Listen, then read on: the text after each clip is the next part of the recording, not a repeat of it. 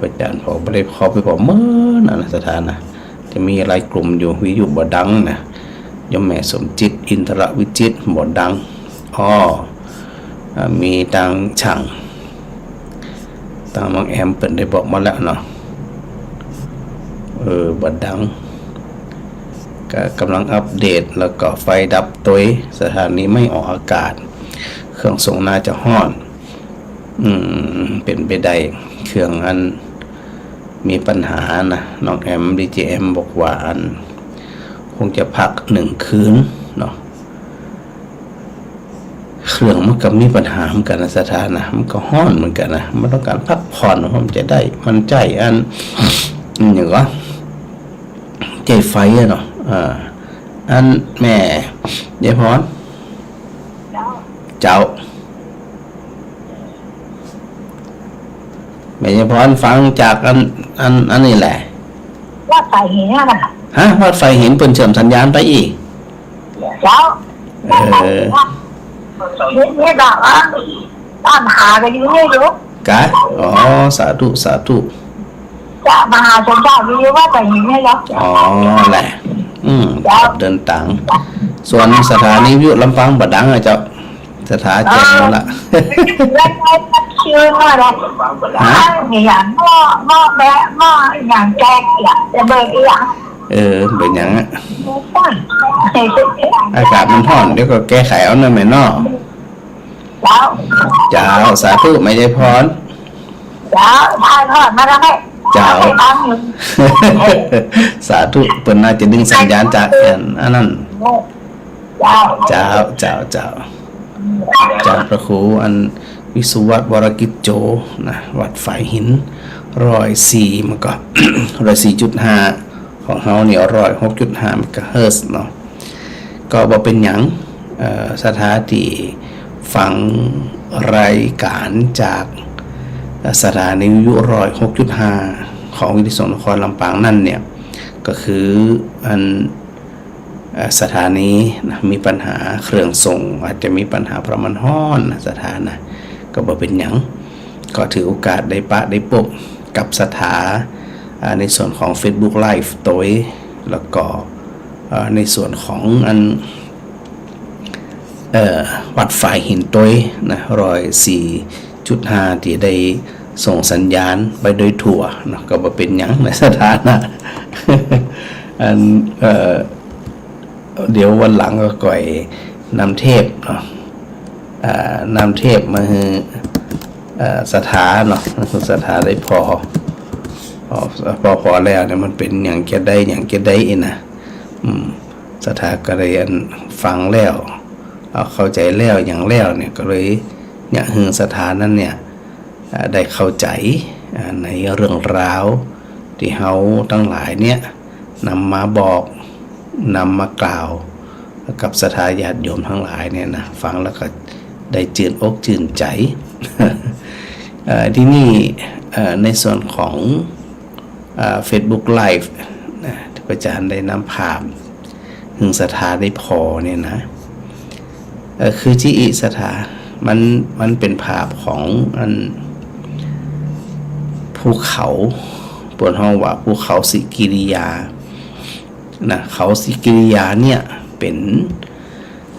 ภูเขาที่อยู่ป้นนะ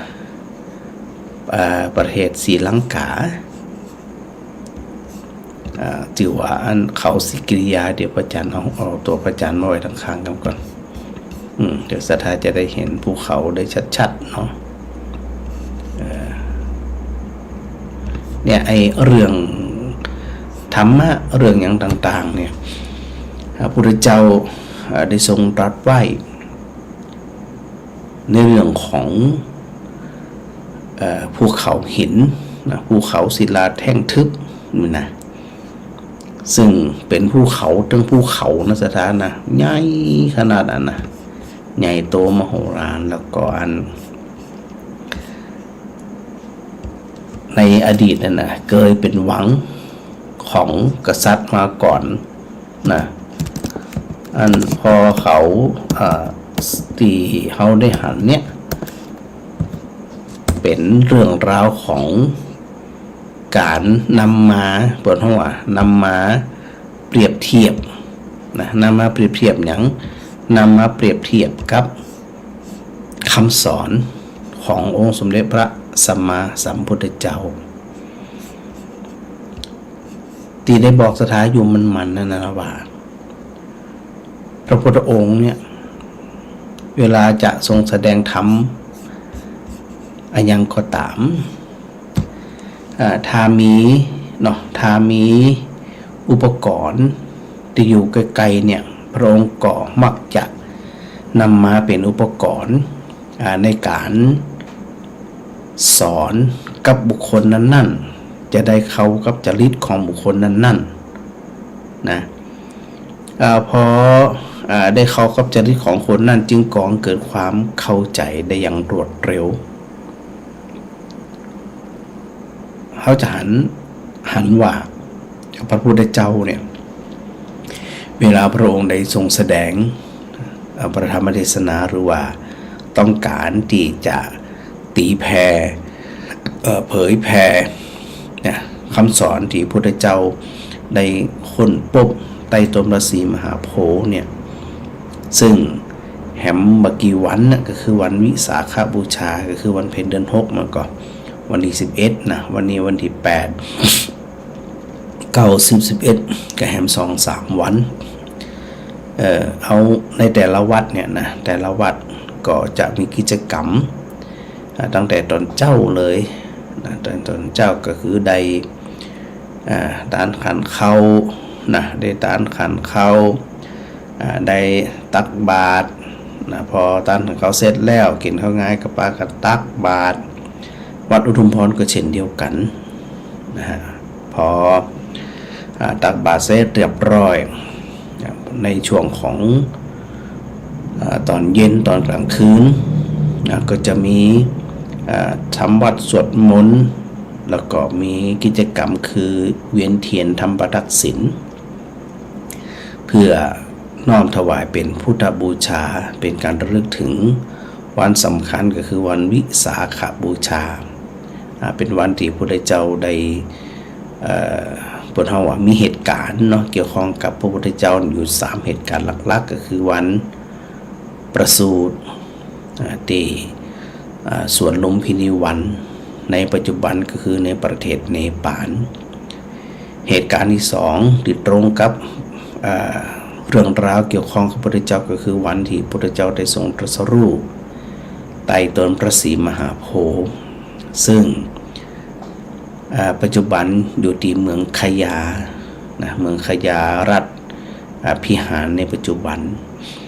แล้วก็ตรงกับวันเสด็จดับขันธปรินิพพานตีสาระบโนทยานกรุงกุสินาราแล้วเขาจะหันว่า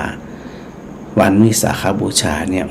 เกิดเหตุที่ตรงกันอยู่3เรื่อง3เหตุการณ์ที่เกี่ยวข้องกับพระพุทธองค์ได้บอกสถาตะกี้ว่าพุทธเจ้าได้ทรงค้นพบเนี่ย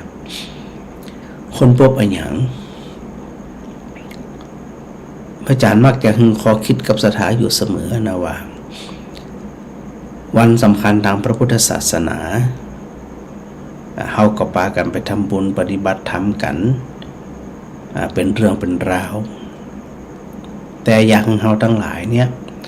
ได้รับรสแห่งพระธรรมได้เข้าใจรสของพระธรรมหึงชัดเจนหึงท่องแท้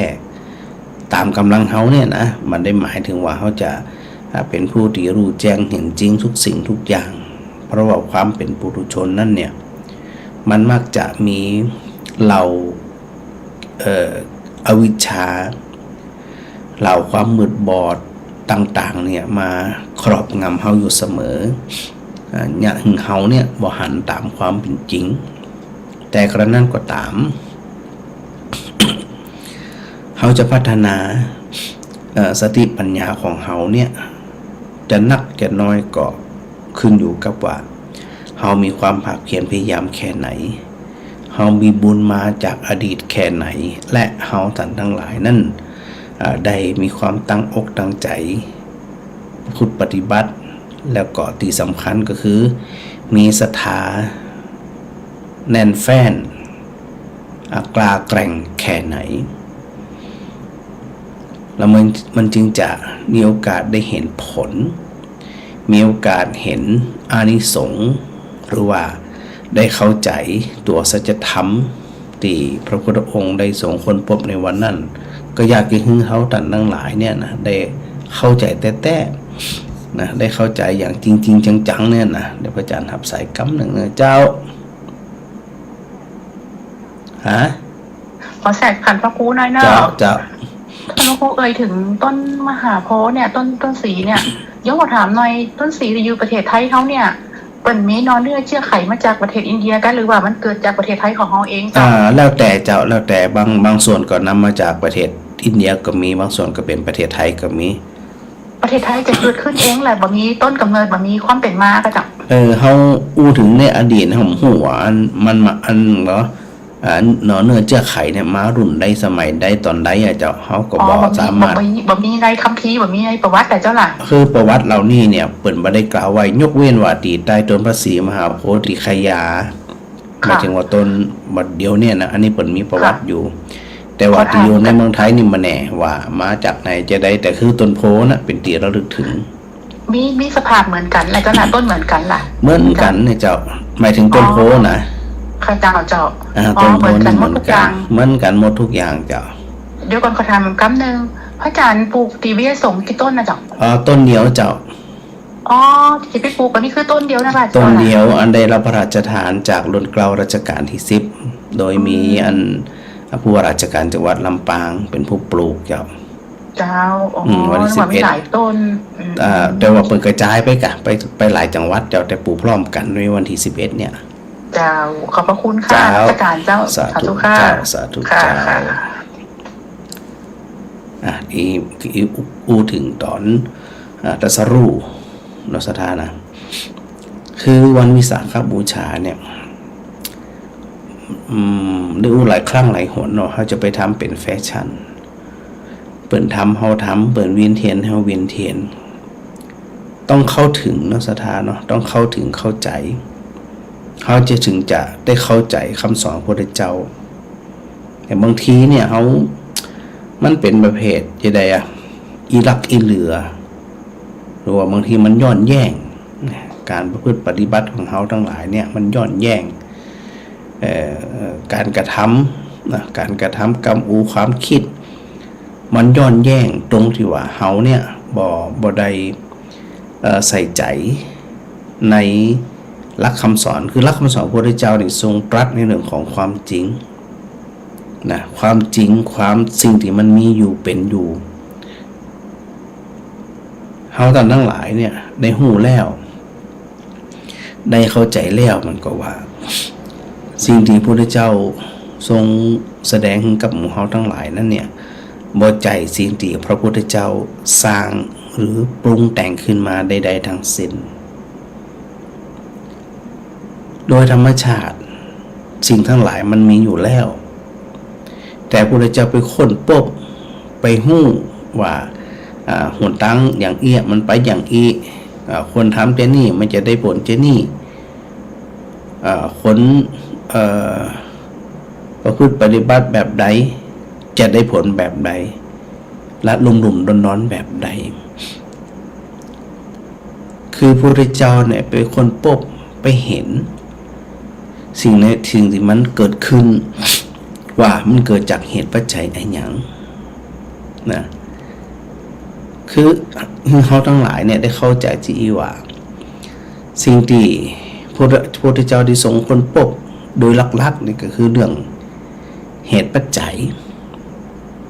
นะทรงค้นพบสิ่งที่มันเกิดขึ้นแต่ถ้าสิ่งที่มันเกิดขึ้นเนี่ยมันบ่เกิดขึ้นคือมันดับไปเหียสิ่งที่สานต่อสืบต่อไปก็บ่มีบ่เกิดขึ้นและหายไปโดยปริยายที่ห้องว่านิพพานหรือว่าปรินิพพาน สิ่งเหล่านี้จะมามีอยู่ต่อไปนั้นเวลาเขาเข้าสู่วัดวาอารามเข้าสู่พระศาสนาเนี่ยนะอย่าให้ถูกหลอก อย่าให้ความคิดของตัวเองถูกหลอกอย่าให้ความเคยชินในอดีตของตัวเองถูกหลอกนะบ่ทั้งว่าหลอกตัวเก่าเฮามุ่งมั่นเลยมุ่งมั่นว่าละในวันที่เฮาได้ระลึกถึงวันวิสาขบูชาเฮาจะนึกถึงตอนประสูติก็ได้ระลึกถึงตอนตรัสรู้ก็ได้หรือระลึกถึงตอนวันปรินิพพานตรงใดตรงหนึ่งแล้วไปดูข้อคิดคติธรรมที่เขาจะได้จากวันสำคัญเนี่ยเขาได้จะได้เช่นเจ้าชายสิทธัตถะเป็นสันตุสิทธิเทพบุตรและจุติลงมาเมืองมนุษย์นั่นเนี่ยอันนี้วันประสูตินะจะได้ว่าพระองค์เนี่ยจึงเลือกได้อันนี้เป็นคติโอ้โหสถาเฮาบ่ค่อยจะใส่ใจเท่าใดอย่างที่พระอาจารย์เคยถามสถาทั้งหลายว่าคนเฮาเนี่ยเลือกเกิดได้หรือไม่ส่วนมากสถาจะบอกว่าคนเฮาเลือกเกิดบ่ได้แต่ย้ายว่าสันตุสิทธิเทพบุตรจึงเลือกเกิดมาเป็นเจ้าชายสิทธัตถะแล้วก็มาตรัสรู้เป็นพุทธเจ้าพระองค์เลือกในปัญจมหาวิโลกนะเลือกแม่เลือกทวีปเลือกชนบทเลือกตระกูลแล้วก็เลือกการเวลาใดเลือกได้เลยฮะจะไปเกิดเป็นลูกไผ่ก็เลือกได้เลือกแม่ใดอาจจะได้ถึงเลือกได้เขาก็ไปดูแหมว่าเพราะพระองค์เสวยพระชาติเป็นพระโพธิสัตว์นับจำนวนชาติบัดถ้วนเลยนะคือนับบัดได้เลยอีกด้วยนะเป็นอสังขะเป็นอสงไขยอสังขยาหรืออสงไขยเนี่ยก็คือนับบ่ได้ถ้าจะส่วนใดส่วนหนึ่งเนี่ยก็ยาวนะแต่ว่าความยาวความสั้นเนี่ยสิ่งสำคัญก็คือศรัทธาได้เข้าใจเรื่องราวสิ่งใดผ่องนะมันถึงจะได้เข้าอกเข้าใจได้เจริญพรอาจารย์ดร.จิรศักดิ์อยู่ในรายการอยู่มันได้ยินหรอวันนี้เสียงบ่มีเลยหรอวิทยุอันเห็นว่าอันเครื่องทรงมีปัญหาแต่ที่ตามใน Facebook ได้ครับได้ผมได้พร้อมได้ก็ออกใน Facebook อยู่ครับตอนนี้ออกว่าเหรียญพระเจ้าแก้วมรกตออกมาเป็นท้องแห่งกำปั้นเดี๋ยวสักคำได้เดี๋ยวสักคำเดี๋ยวอาจารย์อยู่ในอากาศอยู่เนอะโอเคครับจ้ะอาจารย์ดร.จิรศักดิ์ท่านก็เป็นคนหนึ่งนะที่ได้ก่อตั้งวิทยุสงฆ์นครลำปางในยุคนั้นเนาะแล้วก็เป็นผอ.สถานีวิทยุตัวก็ถือว่าเป็นผู้เฒ่าผู้แก่แห่งท่านหนึ่ง มีความห่วงใยวิทยุสงฆ์นครลำปางอย่างมากเลยนะ อย่างมากกลับมาแต่ตะกี้นะว่า คนเฒ่าเนี่ยเลือกเกิดได้ จะได้ว่าพระมหาโพธิสัตว์พระโพธิสัตว์เนี่ยเป็นได้บำเพ็ญเพียรที่ห้องว่าบารมีหรือปารมี10 ทัศ10 ประการเริ่มตั้งแต่อย่างมาทานบารมีศีลบารมีเนกขมะบารมีปัญญาบารมีวิริยะบารมีขันติสัจจะอธิษฐานเมตตาอุเบกขาพระองค์ได้ทรงบำเพ็ญเพียรปารมีเนี่ยก็คือทำก่อนนั่นก็คือเหตุอันพระมหาโพธิสัตว์เวลาพระองค์อุบัติขึ้นมาเนี่ยจะเกิดในตระกูลที่ยากจนจะเจอคำว่าอันลำบากยากไร้เพราะอย่างพระองค์ได้ทรงบำเพ็ญเพียรในเรื่องของทานปารมีมาทานปารมีทานอุปปารมีทานปรมัตถปารมีในแห่ง3 ระดับ พระองค์ได้เสียสละ ได้หึงตาเนี่ยนับครั้งบ่ทวนนับจำนวนบ่หวาดบ่ไหวจึงบ่แปลกไงว่าเวลาพระองค์อุบัติขึ้นมาเนี่ยจึงมีความพรั่งพร้อมมีความสมบูรณ์มีความบริบูรณ์อันนั้นเป็นวิสัยของพระมหาโพธิสัตว์ โพธิสัตว์ก็คือสัตว์นะสัตว์หรือมนุษย์ผู้ที่ต้องการที่จะตรัสรู้เป็นพระพุทธเจ้าเขาจึงเรียกว่าพระโพธิสัตว์ มีมุ่งอย่างเดียวนะบำเพ็ญเพียรปารามี10ประการนี้มุ่งอย่างเดียวก็คือต้องการที่จะตรัสรู้เป็นพระสัมมาสัมพุทธเจ้าในเมื่อพระองค์ได้ถามถึงเฮาหันแล้วนะว่าคนเฮานี่เลือกเกิดได้ถ้าหากเขาอู้ถึงในเรื่องของการเกิดได้ข้ามภพข้ามชาติเนี่ยหมู่เฮาทั้งหลายก็บ่ฮู้ละว่าอดีตเป็นจังได๋และอนาคตจะไปที่ไหนไปทางใดเฮาบ่ฮู้ละนะสถานะมันสุดวิสัยของเฮาทั้งหลายบ่ฮู้ละสมมุติว่าเฮาเอาละมีจิตใจติมันแน่นอนนะว่าจัดหน้าจัดแล้วมีหุ้มเหลือเกิดได้หุ้มหูสมมติว่าอีนะดูในจัดนี่แล้วกันจัดนี่เนี่ยเขาเลือกเลยก่อนเขาเลือกที่อยากจะอยู่แบบมีความสุขได้ก่อนเขาเลือกที่จะอยู่แบบมีความตุกอมตุกเสียใจง่ายโคตรง่ายเนาะงุดงิดง่ายเขาเลือกได้ก็เลือกได้ตามสบายจะหนังให้วันขำก็ได้เพราะเขาเป็นผู้เลือกหรือเขาเลือกที่จะเป็นผู้ที่มีความแข็งแกร่งนะแข็งแกร่งเหมือนยังนี่ที่พระอาจารย์ได้ให้ศรัทธาได้พอภาพเนี่ยที่พระพุทธเจ้าได้ทรงตรัสไว้ว่าเสโลยัตถาเอกคโนวาเตนะนะอาสมิรติเอวังนินทาปสังสาสุนะสัมมินชันติปันติตาความกำหนึ่งเนี่ยเป็นภาษาบาลีพระอาจารย์จะได้จำดีด้วยศรัทธาจะได้ผ่านหูและคล่องหูด้วยเนาะเสโลยัตถาเอกคโนวาเตนะนะสมิรติเอวังนินทาปสังสาสุนะสัมมินชันติปันติตาแปลว่าจะได้ภูเขาศิลาแท่งทึบบ่อสั่นสะเทือนด้วยแรงลมฉันใดบัณฑิตย่อมบ่เอ็นเอียงบากระเพื่อมมีปัญหาในเมื่อคำนินทาและสรรเสริญเข้ามากระทบ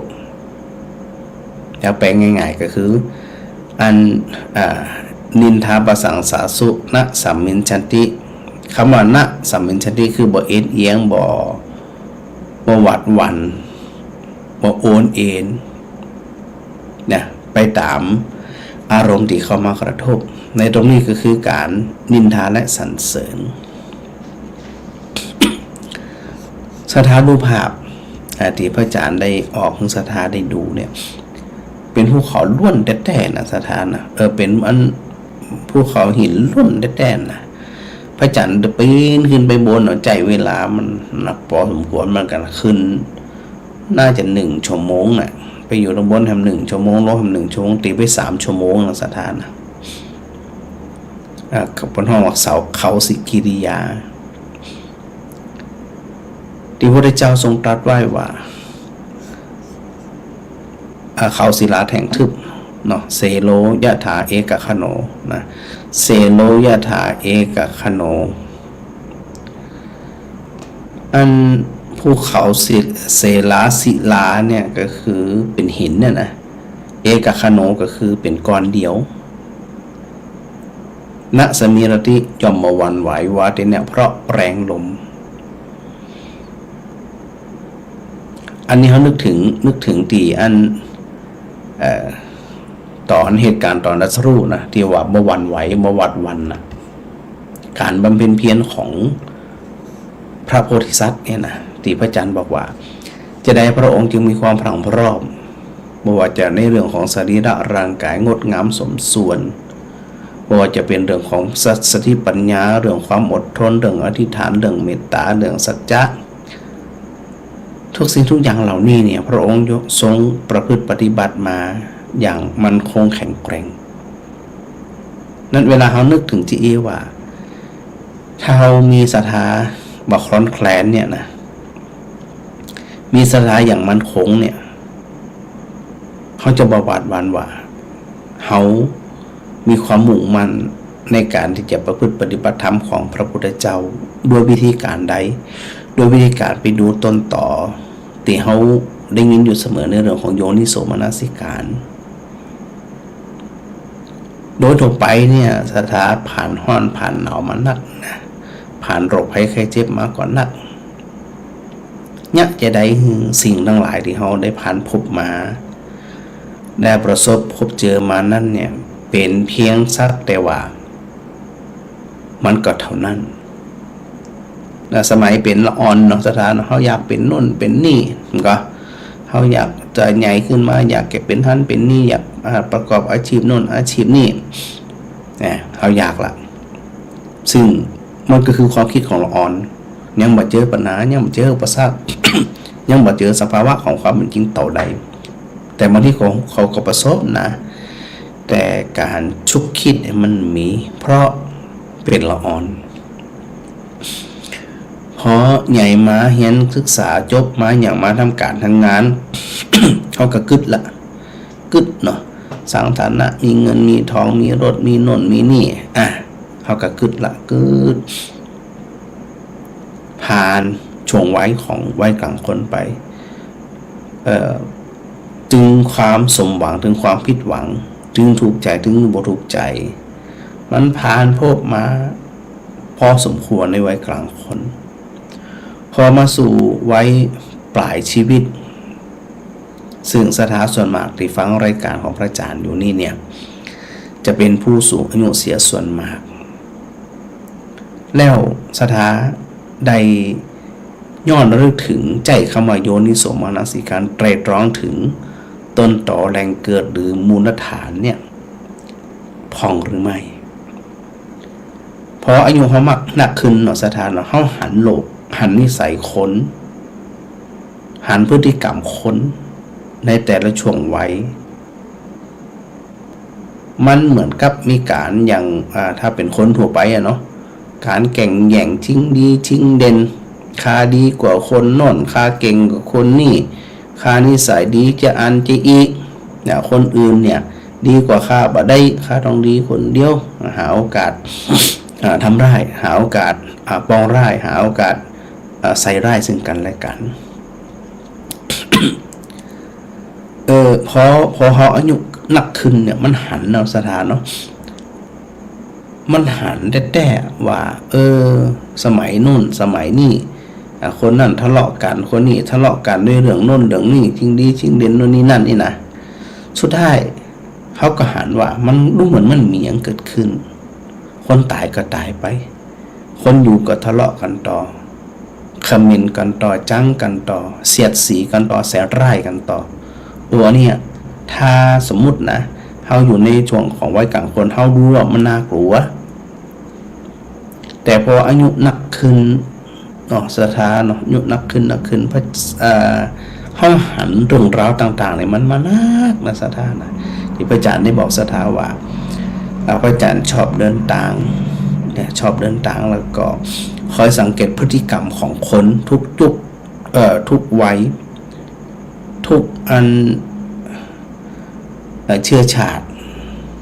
เนี่ยที่พระอาจารย์บอกพระอาจารย์ไปอยู่อินเดียก็เกือบ10 ปีละเขาว่าคนอินเดียมันก็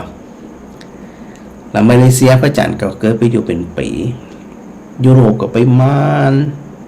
อเมริกาก็เคยไปหลายครั้งจีนก็ไปมาแล้วพม่ากัมพูชาหรือเขมรไปมาแล้วสิงคโปร์ก็ไปมาแล้วแต่พอเขาไปแบบจะอะไรบ่ได้ไปจับผิดนะไปสังเกตพฤติกรรมของคนเนี่ยทุกเชื้อชาติทุกศาสนา ทุกสังคมบ่ต่างอย่างกันเลยที่พระพุทธเจ้ารับเหมาด้วยกันว่าเป็นปุถุชนเนี่ยมันหนาไปดูกิเลสเนี่ยนะถ้าหากเขาอายุนักขึ้นเขามองเห็นความจริงที่อีเนี่ยเขาจะตุกไปจนตายเขาไปคิดว่าจะได้คนนั้นเป็นเจนี่คนนี้เป็นเจนี่คนนั้นอย่างมาจังเฮาคนนี้อย่างมาหักเฮาคนนี้อย่างมาหลงเฮานิสัยคนนั้นเป็นที่อันจะได้เป็นที่อันนี่นะจะได้มันเป็นที่อี เฮานี่ใหญ่กว่าเขาเฮา ลำบากกว่าเขาเพราะเฮาเอาเรื่องของเขามาเกิดแล้วแต่ใครจะเป็นจะได้จะชิงนี้ชิงเด่นกันยังกันก็แล้วแต่ตัวสัจธรรมมันปรากฏหึงหันทุกขณะว่ามันมีอย่างสักอย่างตายไปกับอาปากเขาวอแควกันหมดมีอย่างสักอย่างพระพุทธเจ้าจึงตรัสสรรเสริญในตัวแรกเอาตัวแรกตอนที่ พระพุทธเจ้าหรือว่า เจ้าชายสิทธัตถะเนี่ยได้อุบัติมาคือเขาต้องเลือกได้เลือกอย่างเลือกจะเป็นคนที่มีความเข้มแข็งก็แกล้วกล้าอาจหาญฮึกเหิมนี่นะเกรงโป๊ะอารมณ์มานิสัยมาอันอย่างมาชอบก็ตามมาชอบก็ตามมากระทบเขาฮับหู้ซึ่งด้วยความเป็นจริงคือตัวจิตมันก็ตัวจิตไปรับรู้เมื่อตอนเย็นๆกะแม่บุญลอยโทรหาในเรื่องของจิตในเรื่องของการฝึกสติปัฏฐานอันนี้แทรกเข้ามาเนาะว่าบางทีเนี่ยเขาเดินอยู่กำลังเดินจงกรมอยู่แต่ว่าเขาไปรู้สึกตีหัวถามว่าสติเนี่ยมันไปอยู่ที่ไหนจะได้มันเกิดอันรู้สึกหลายๆตีก็เลยอธิบายไปทีว่าที่พระพุทธเจ้าทรงตรัสในเรื่องของจิตเนี่ยจิตเกิดขึ้นดวงเดียวดับดวงเดียวบ่สามารถที่จะรับอารมณ์ใดสองอารมณ์ณขณะจิตเดียวใดเลยแต่จะได้เขามีความรู้สึกว่าจิตเขาเนี่ยเก่งสามารถที่จะเนี่ยอย่างหลายๆอย่างพร้อมกันได้ด้วยความเป็นจริงมาใจเลยขณะที่เขาเดินอยู่ถามเอาตัวสติไปหับหูไปหูหรือไม่ว่าเท้าของเขาเนี่ยเดินอยู่เดินจะไรมันอยู่ชมจะว่าการยกการย่างโดยการเหยียบ หรือเป็นเท้าไหนถ้ามันหันที่แสดงว่าตัวสติไปกำกับอยู่ที่เรียบทคือการเดินอยู่ที่เท้าแต่เมื่อใดก็ตามเขาไปรู้สึกว่ามันกระเทือนถึงศีรษะเขาไปอันหัวศีรษะมันกระเทือนแสดงว่าตัวสติไม่ได้อยู่ที่เท้าแล้วมันไปอยู่ที่ศีรษะถามว่าแปลกก็มันจะแปลกเพราะว่าธรรมชาติของจิตมันมาเร็วไปเร็วบ่มีรูปร่างกายจับต้องมาได้แต่รู้สึกได้หน้าที่ของสติคือจะได้ก็ไปสังเกตเห็นว่าขณะนี้เนี่ยมันเป็นอะไรอย่างอยู่อะไรอย่างเด่นชัดอยู่อารมณ์ใดเด่นชัดอยู่ไปสังเกตอารมณ์นั่นดังนั้นเปิดจึงคนที่ฝึกสติเนี่ยจึงจะต้องมีตัวสมาธิกำกับ ตัวสมาธิก็คือแนบแน่นอยู่กับสิ่งใดสิ่งหนึ่งพอแนบแน่นสิ่งใดสิ่งหนึ่งสมาธิเนี่ยถ้าฝึกแล้วหนักดีก็ดีมีพลังจิตมีอำนาจจิตนะฮะแต่ว่าบางทีถ้ามันจมไปหลงไปมันอาจจะเนี่ยเพลินมีความสุขกับการบังคับจิตขณะนั้นได้แต่มันอาจจะมองหูความจริงก็ได้เพราะมันถูกบังคับอยู่จิตมันแนบแน่นอยู่แต่ไม่ได้หมายถึงเป็นข้อเสียนะอย่างน้อยที่สุดเขาก็สามารถบังคับจิตได้ซึ่งเป็นบรรทัดฐานนะเป็นบรรทัดฐานเป็นต้นเป็นเก้าเป็นมูลคือเขาเนี่ยก้าวเข้าไปสู่การฝึกสติปัฏฐานได้ ได้ดีขึ้นอย่างแน่นอนเนี่ยไม่ใช่ว่าอันใดอันหนึ่งนั่นนักอันนี้เนี่ยเขาจะว่าบัดนี้จะอันที่นี่อย่าด่วนสรุปจะอันนะเมื่อจิตเขาเกิดความเข้มแข็งคณะศรีสถาฟังพระอาจารย์อยู่สถาดูจากภูเขาศิลาแถงทึบภูเขาหินแถงทึบก้อนนี้ด้วยนะตีภูเขาบสันสะเทือนเวลาลมมาแล้วลมแห้งด้วยนะสถานะขึ้นไปสักกึ่งเนี่ยโอ้ยลมโบอ่ะยิ่งขึ้นไปบนซ้ำให้นะลมแห้งจะแห้งแค่ได้กระจ่างแต่มันบอกเกยเนี่ยภูเขาสิกิริยาหวั่นไหวเลยบ่มีความรู้สึกว่าสั่นสะเทือนบ่มีความรู้สึกว่าไหวตีนไปตามลมที่เข้ามากระทบเนี่ยไอ้ตัวสมาธิก็ตามตัวสติก็ตามไปคู่ไปหูไปหานไปเข้าใจที่มันเป็นอยู่มันจึงเฉยบ่เสียใจบ่ทุกข์ใจบ่อิจฉาบ่ริษยากับไผโอ้ฝึกมาง่ายนะสถานะมันก็บ่ได้ง่ายเลยนะแต่ต้องถามตัวเก่าว่าเขาต้องการที่จะมีสภาพจิตที่มันคงแข็งแกร่งหรือไม่ถ้าเขาต้องการเขาก็ต้องเป็นผู้ที่มีสภาพจิตที่แกร่งพออันยังมากระทบเฉยอันยังมากระทบเฉยเหมือนลมมากระทบภูเขาหินเฉยแต่เขาจะรู้สึกเฉยได้ก็ต่อเมื่ออย่าง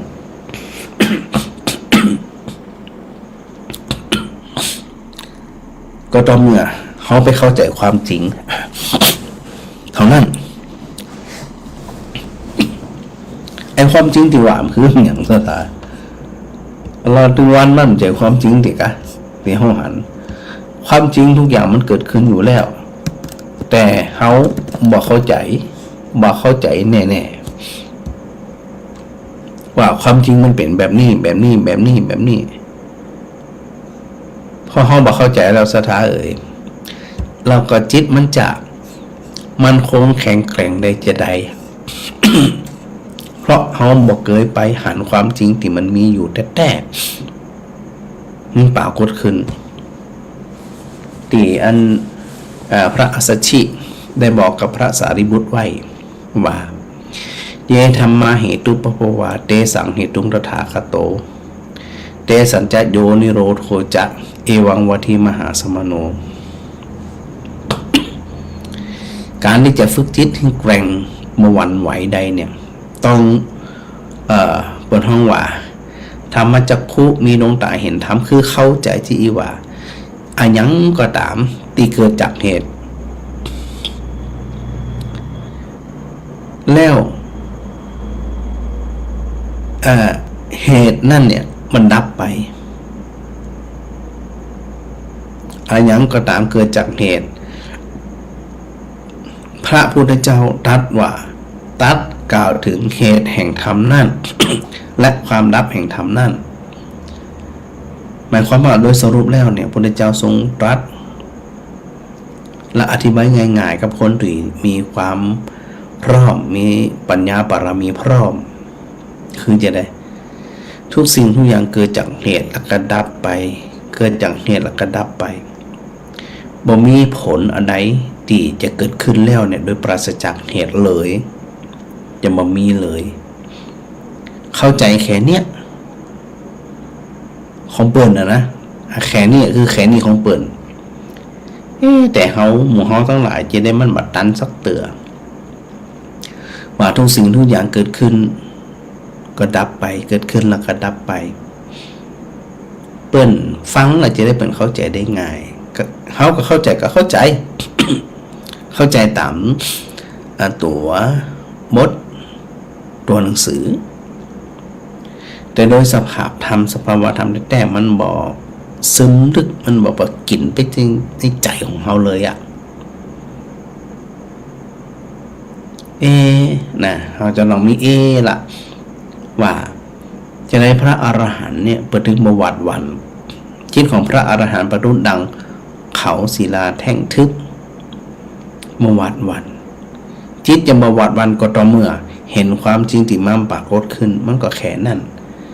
กำดาหูก็เป็นกำดาหูแต่มากระทบหูเป็นหูที่ใจบวาดวันบ่สั่นสะเทือนโอ้ฝึกมันไม่ง่ายเนาะสันทาเนาะแต่พระอาจารย์มั่นใจหลายคนน่ะ ที่ฟังรายการกันมามีสนทนาธรรมกันมาเนี่ยปล่อยไปเยอะวางไปเยอะเหมือนสันทาบนหวานเนี่ยว่าช่วงหลังๆแม่มาดูทีวีเลยหลายคนนี่สวดทีวีผมหูจักละทีวีเปิดเจไดนี่เปิดเบอร์จังละล็อกสถานีวิทยุ106.5โดยตลอดเลยถามว่าจะได้หลายคนในทันเนี่ยเคยหลง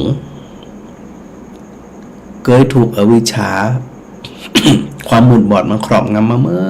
นคิดว่าเฮาเนี่ยอยู่ตัวเฮาเองมันจะได้มันต้องมีโลกมีหลานมีเปื่อนมีพ่อมีนั่นมีนี่หลงเข้าใจว่าเฮาต้องมีคนอยู่ตัวมันถึงจะมีความสุขแต่พอมาฟังนะที่พระพุทธเจ้าใจทรงตรัสไว้ว่าคนจะอยู่มีความสุขความทุกข์จะได้ก็ตามครับ มันอยู่ที่การ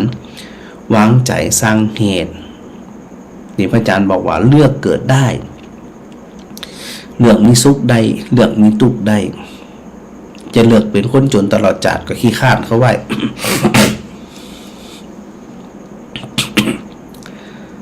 ข้านหำข้านเห็นข้านทำงานข้านทุกอย่างมันก็เป็นคนจนได้ อยากจะคนที่เป็นคนที่มีความสุขระดับไหนแหมระดับคนทั่วไปก็สุขแบบไหนอ่ะ มีเงินมีทองจะสุขกะมีบ้านมีจองจะสุขกะมีรถมีราจะสุขกะหรือมียศมีอำนาจมีตำแหน่งจะสุขกะไปดูลึกๆแล้วเนี่ยสถานนะมันเต่ากันหมดเลยแต่ความบนห้องวัดตัวสังขารจิตมันปรุงแต่งหลอกตัวเก่าว่ามียศตำแหน่งแล้วมีลาภสักการะแล้วมันจะมีความทุกข์หัวใจเลยอย่าไปลืมนะตัวสัจธรรมความแก่ความเกิดความแก่ความเจ็บความตายบ่มีอะไรอย่างเต็มมาต้านทานได้เลยห้ามบ่ได้เลยอันนี้คือตัวสัจธรรมที่พระอาจารย์บอกของสถาอยู่เสมอว่าเฮาอายุนักแล้วผ่านห้อนผ่านหนาวผ่านนิสัยคนผ่านจริตคนมามากมายก่ายกองนิสัยคนนี่นะประโยชน์สังคมได้มุมใดจะได้กระจ่างเด้อมันบัดเจ็บแตกต่างกันสักอันนะบ่ว่าจะบ้านหมู่บ้านไหนมันได้หมายถึงว่าเฮาไปมองเฉพาะเปิดนะเฮาก็เช่นเดียวกันเฮาก็เป็นบุรุษชนเหมือนกันขึ้นอยู่กับไผจะหูตันตัวเก่านักหูตันตัวเก่าน้อยแต่พอไปหลงอยู่เนี่ยมันก็ซึมตลอดกะตุกก็ตลอดกะมันจะได้ห้ามปรับเปลี่ยนเหี้ยนะจะอยู่มีความสุขวันค่ำก็สุขได้จะอยู่ให้จิตใจมีความหนักแน่นมั่นคงประดุจดังภูเขาหินตั้งตระหง่านอยู่เมื่อเดือดร้อนเมื่อหวาดหวั่นเฮาก็อยู่ได้หรือเลือกจะเป็นอันถุงพลาสติกลมปัดมาปิวไปขับไขว่ เขาแล้วแต่อยู่ไปให้ไปอยู่ไปตุกใจไปอยู่ไปน้อยใจไปก็แล้วแต่เพราะว่าชีวิตไผ่ชีวิตมันและจะไปโอดครวญครางว่าเป็นกรรมเป็นเวรอย่างเราไม่ต้องไปโทษอย่างโทษตัวเก่าโทษตัวเก่าที่บ่ฮู้เรื่องฮู้ราวเวลาอายุนักขึ้นเนี่ยมันควรที่จะมันควรที่จะเอาประสบการณ์ชีวิตเนี่ยก็เฮาดีคำชมว่าฮู้กี่หมื่นเตือมันก็แล้วเฮาดีคนนินทาเฮาฮู้กี่แสนเตือมันก็อันเก่านั่นน่ะมันจะมีอย่างแปลกใหม่แต่เฮาไปคิดว่ามันแปลกมันใหม่คนนั้นชอบเฮาคนนั้นจังเฮาคนนี้ฮักเฮาจะฮักจะชอบจะจังจะได้กระจ่างสุดท้ายมันก็ดับไปที่พระพุทธเจ้าที่ทรงตรัสไว้ด้วยเหตุด้วยปัจจัยจริงอยากจะให้ศรัทธาทั้งหลายเนี่ยว่าเมื่อเฮาท่านทั้งหลายเนาะได้เข้ามาสู่พระศาสนา โดยเฉพาะวันที่จะถึงเนี่ยอันนี้พระอาจารย์อู้ถึงเรื่องวันประสูติเนี่ยมาจบแต่นะจะต้องอู้ถึงเรื่องวันตรัสรู้แล้วก็วันเสด็จดับขันธปรินิพพานเขาจะวางท่าทีวางใจของเขาจะได้ถึงจะถูกต้องในเมื่อวันสำคัญทางพุทธศาสนาคือวันวิสาขบูชาเนี่ยมาประพฤติปฏิบัตินั่นแสดงว่าเขากำลังทำการบูชาพระพุทธเจ้าด้วยปฏิบัติบูชาที่พระพุทธเจ้าตรัสสรรเสริญยิ่งนักกว่าเมื่อใดก็ตามที่เขาน้อมนำคำสอนของพระองค์มาปฏิบัติความสุขความแจ่มใสเบิกบาน ก็จะเบ่งบานเหมือนนั่นปฏิบัติมาเจ้าเบ่งบานมาเจ้าปฏิบัติมาตอนสุขมาตอนปฏิบัติมาแรงสุขมาแรงปฏิบัติมาคืนสุขมาคืนบ่จำกัดเวลาและบ่จำกัดสถานที่เพราะจะได้มันมาขึ้นอยู่กับสถานที่ มันอยู่ที่ตัวสติปัญญาอยู่ที่ตัวจิตอยู่ที่ตัวใจของเขาเท่านั้นและอันนี้ก็ฮึงศรัทธาทั้งหลายเนี่ยได้ใส่ใจได้เข้าใจเนาะว่าคำสอนของพระพุทธเจ้านะแล้วก็แทบจะทุกครั้งเวลาพระองค์ทรงมีโอกาสนำอุปกรณ์ที่อยู่ไกลพระวรกายอยู่ที่ใกล้ตัวของพระองค์เองเนี่ยมายกเป็นอุปกรณ์เป็นตัวอย่างให้เราทั้งหลายได้เห็นเช่นในเรื่องของพระสูตรในเรื่องของพระดำรัสที่พระพุทธเจ้าได้ทรงตรัสไว้ที่พระอาจารย์ได้บอกสถาตะกี้ว่าเสโลยถาเอกคโนวาเตนะนะสมิรติเอวังนินทาปสังสาสุนะสัมมินชันติปันติตาเนี่ยมุสาทั้งหลายได้เข้าใจจี้ไว้พระอาจารย์วันวิสาขบูชาก็จะมีความหมายกับเฮาและใบเจมีเฉพาะวันคืน15ค่ำเดือน6ต่ออันนะมันจะมีความหมายทุกวันทุกคณะที่เฮาระลึกถึงทุกคณะที่เฮาเข้าใจซึ่งก่อเกิดสติปัญญากับตัวเฮาเองต้องนักแน่นนะบดุดังศิลาแห่งทึบตีพระอาจารย์ได้นำภาพของศรัทธาได้พอได้กอยแล้วก็เป็นอุปกรณ์ส่วนหนึ่งนะที่พระพุทธเจ้าได้ทรงหยิบยกมาสอนหมู่เฮาทั้งหลายว่าเฮาควรประพฤติปฏิบัติควรใส่ใจจะได้อันอย่างจะได้นะเรื่องอื่นๆนะไม่เป็นเรื่องภายนอกทั้งนั้นนะเรื่องลัก